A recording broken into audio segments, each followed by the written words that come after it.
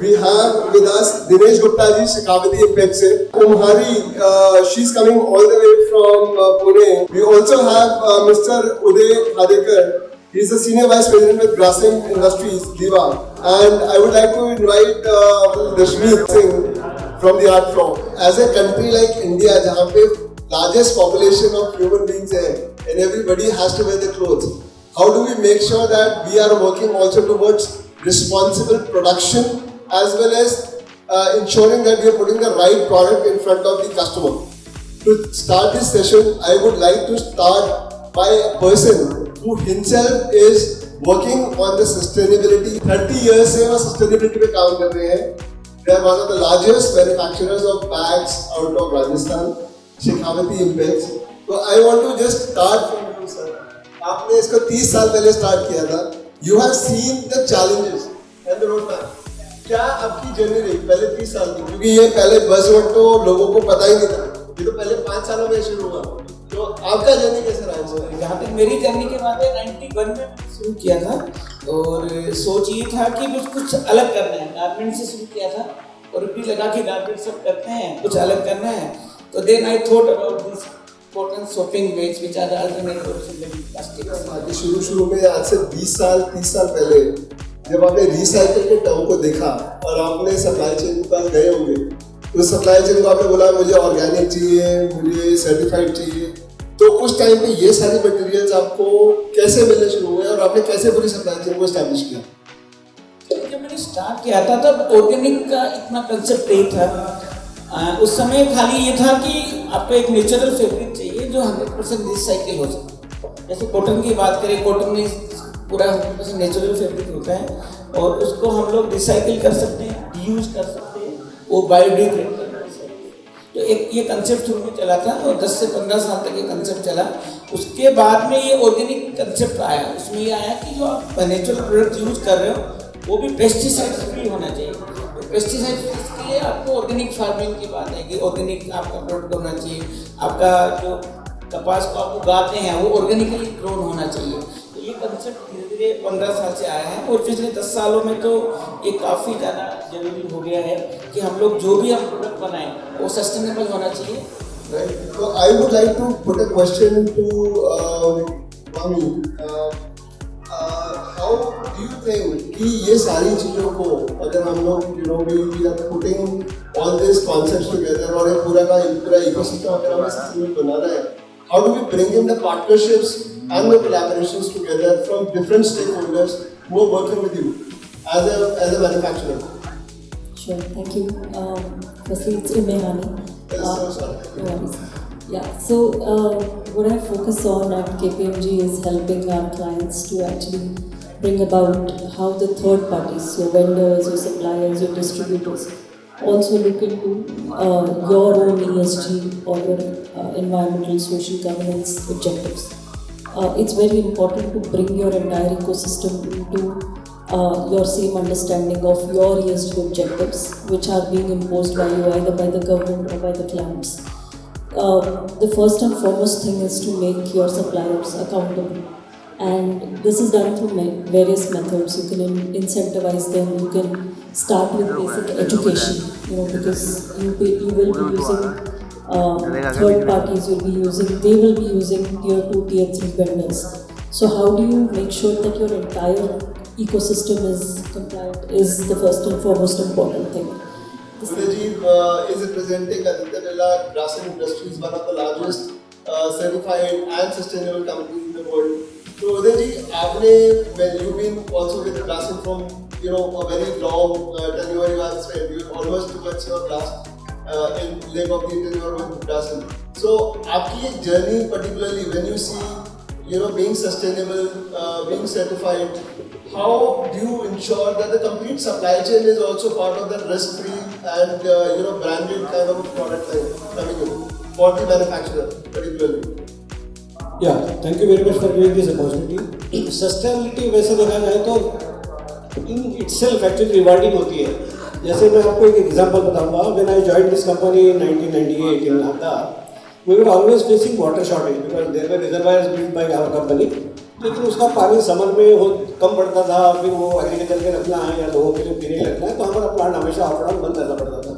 Over a period में thought कि इसके लिए सस्टेनेबल सोल्यूशन क्या है कि अपने वाटर कंजम्पशन को कम करना पड़ेगा। At that time we were consuming almost 120 litres of water per kilo manufactured fibre, 120 litre पानी यूज करते थे। हमने उसके ऊपर काफ़ी रिसर्च करी, काफ़ी पैसा लगाया और ultimately we have reached almost 35 litres per kilo of water which is 1/4 sort of. उसके साथ साथ अभी तो खैर अभी हमने उस प्लांट को जेरो डिस्चार्ज कर दिया है, एंड देन वो टेक्नोलॉजी बाकी जितने हमारे साथ बाकी लोकेशंस पे मैन्युफैक्चर होता है उस जगह भी फिर हमारा एक्सपर्टीज काम आया। तो अभी हम वर्ल्ड के लीस्ट वाटर कंज्यूमर प्रोड्यूसर है और वो एक बेंचमार्क बन गया बाकी कंपटीशन लोगों के लिए भी।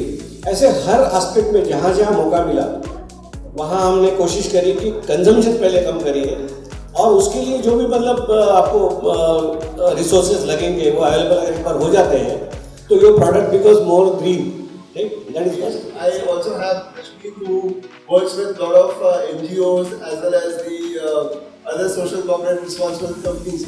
So Rashmi, what do you think is the waste? आपने कैसे इसको change किया इस concept को and how you brought it in to the community back?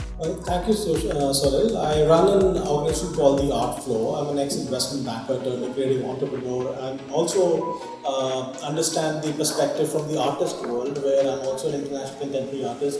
And I use sustainability as a concept, as storytelling. So we have a powerful concept at the Art Flow, which makes us very visible, makes us stand out as a gallery, and we call ourselves a integrated art space where we engage with communities, including Ernst & Young, Godrej, Hero Group, and we work on different kinds of projects.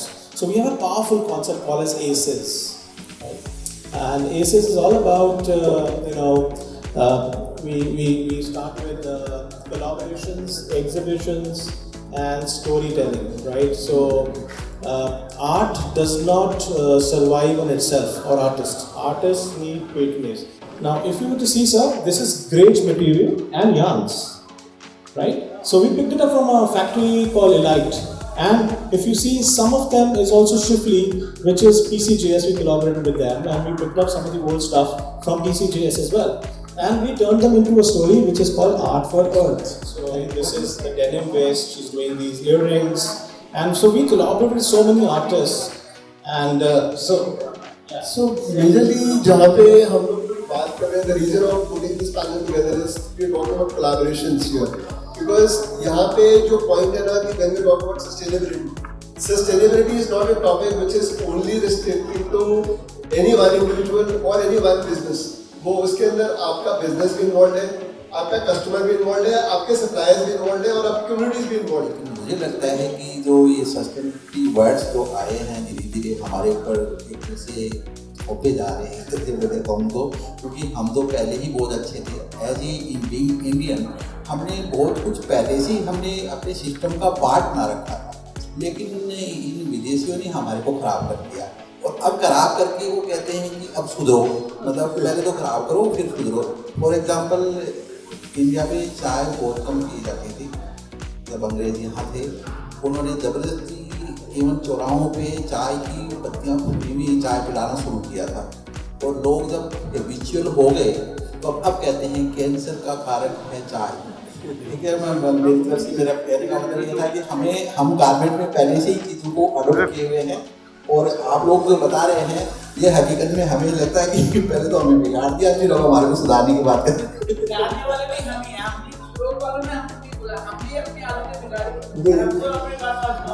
वो absolutely आप सही कह रहे हैं कि पहले बिगाड़ा गया, अब उसे सुधारा जा रहा है। तो अल्टीमेटली पॉइंट यही है कि as an ecosystem what we are ensuring is कि जो हमारे फ्रंट वाले हैं, जो बायर हैं और जो हमारे बैक वाले हैं, सप्लायर हैं, अब दोनों के साथ में जब तक हम मिलेंगे, जब तक हम कोलैबोरेट नहीं करेंगे, हम इंडिविजुअल लेवल पे बहुत कुछ कर सकते हैं लेकिन सब कुछ नहीं कर सकते। तो जब तक वो साइकिल पीछे से एक ट्रेसेबल लेवल से नहीं चलेगा, जहाँ पे आप धागा, कपड़ा, आपकी डाइंग, प्रिंटिंग और ये सारे कॉन्सेप्ट्स को जब तक आप उसको सस्टेनेबल लेवल पे नहीं लेके आओगे, सस्टेनेबल ऑफकोर्स अपने कुछ प्रोसेसेस हैं जो कन्वेंशनल ट्रेडिशनल है, जो अपनी सस्टेनेबल भी है, बट क्या है कि जैसे हमने बोला कि हमारे पास दो कॉन्सेप्ट है आज की डेट में। एक तो ई कॉमर्स है जहाँ पे सब कुछ चीज़ें फास्ट होती जा रही है। आपको मुनीश जी ने आपको बताया कि जिस 7 दिन के अंदर हम गारंटी दे रहे हैं, हम उस लाइफ साइकिल में जा रहे हैं। Everybody is on the app. सारी बाइंग कपड़े की गारमेंट की जो है वो धीरे धीरे है वो ऑनलाइन शिफ्ट होती जा रही है। पिछले 5 सालों के अंदर हम already from 7% we already gone to 32% online shopping. India के मेट्रिक्स है 32% इंडिया की मेट्रिक्स अगर ऑनलाइन चली गई तो हमारे देखिए कि 10 सालों में हो सकता है कि हम ऑलमोस्ट 50 में पहुंच जाए। तो इकोसिस्टम पूरा का पूरा इवॉल्व हो रहा है and of course we as a manufacturers community we have to see कि हम उसके अंदर कैसे कोलैबोरेशंस को साथ में लेके आ सकते हैं।